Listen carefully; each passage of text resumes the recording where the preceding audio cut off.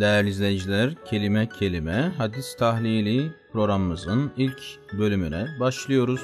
Euzubillahimineşşeytanirracim. Bismillahirrahmanirrahim. Birinci bölümdeki hadis-i şeriflerimiz daha çok hadisin ehemmiyeti hakkında olacaktır.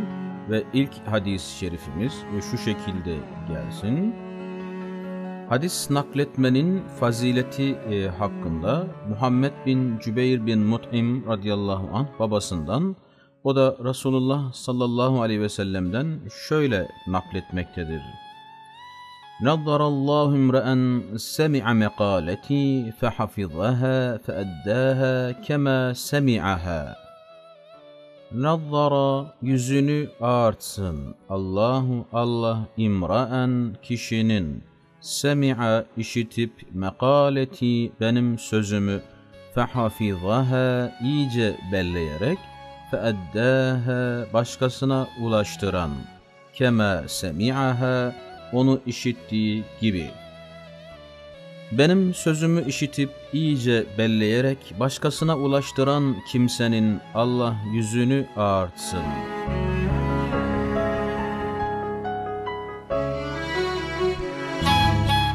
Evet, ikinci hadisi şerifimiz ise hadis uydurmanın cezası hakkında. Bu hadisi şerifi ise Abdullah İbni Zübeyr naklediyor ve hadis-i şerifimiz şu şekilde. Men kezebe aleyye müteammiden felyetebevve mek'adehu minen nar.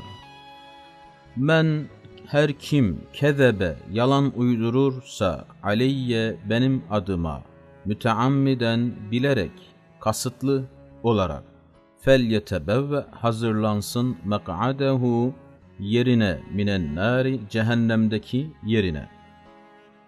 Her kim benim adıma bilerek yalan uydurursa cehennemdeki yerine hazırlansın.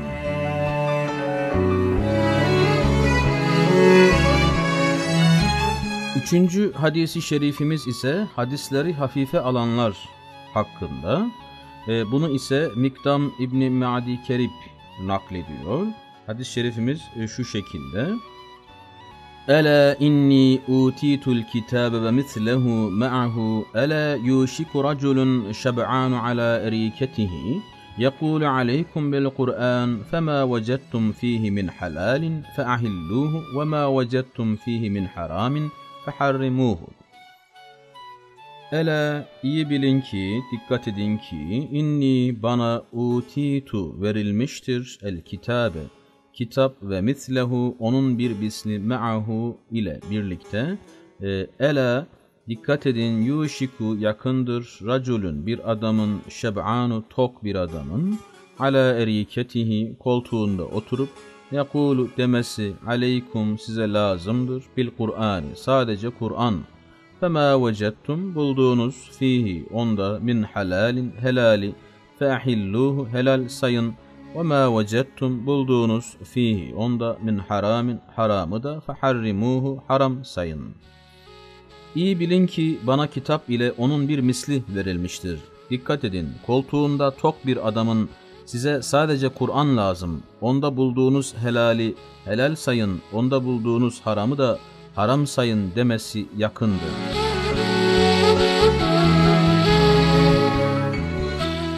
Dördüncü hadisi şerifimiz ise hadisleri iyi anlamak hakkında.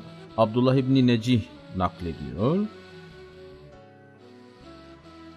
Eyyühen nas isma'u kavli fe inni kad bellagtu ve aqiluhu. Eyyüha ey ennas insanlar isma'u iyi dinleyin kavli sözlerimi fe inni zira ben kad muhakkak ki bellagtu tebliğ ettim ve akiluhu onu iyi kavrayın. Ey insanlar sözlerimi iyi dinleyin zira ben muhakkak ki tebliğ ettim onu iyi kavrayın.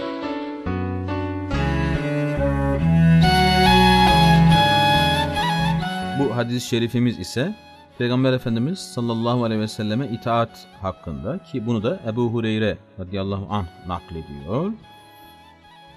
Men eta'ani fakat eta'allah ve men asani fakat asallah. Men kim ata'ani bana itaat ederse fakat muhakkak ki ata'allah Allah'a itaat etmiş olur. Ve men kim de asani bana isyan ederse fakat muhakkak ki asallah Allah'a isyan etmiş olur. Kim bana itaat ederse muhakkak ki Allah'a itaat etmiş olur. Kim de bana isyan ederse muhakkak ki Allah'a isyan etmiş olur.